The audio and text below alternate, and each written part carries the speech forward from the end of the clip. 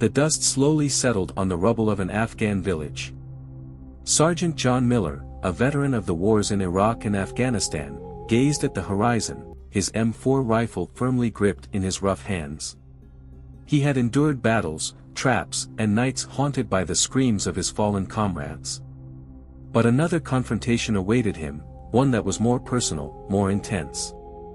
Under the Trump administration, John was deployed to Afghanistan. He firmly believed in his mission, to defend his nation and eliminate the terrorist threat. However, as he continued to move through these war-torn regions, he began to see something different.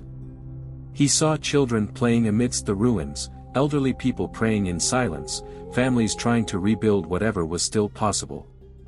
As months passed, one question tormented him more and more: what if the enemy was not who he had been told? One evening, after a patrol, he found himself face to face with an elderly imam from the village where his unit was stationed. The man, full of immeasurable wisdom, spoke to him calmly, without resentment or anger. He explained Islam to him, not as a doctrine of war, but as a path of peace and devotion to God. Exhausted by war and his own inner struggles, John began to listen. He asked questions and sought to understand.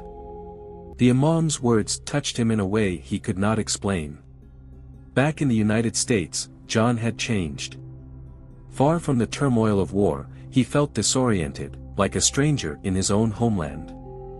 The nightmares persisted, and guilt consumed him.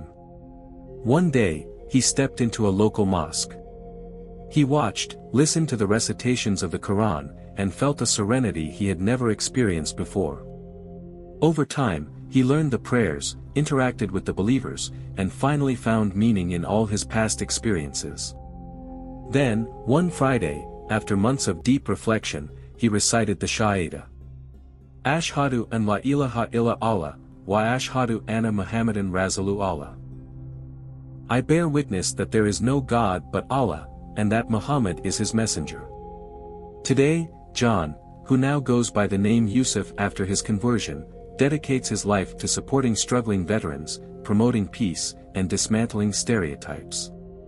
He shares his experience not to convince, but to illustrate that despite conflicts and differences, true triumph lies in understanding and mutual respect. War had broken him, but faith rebuilt him.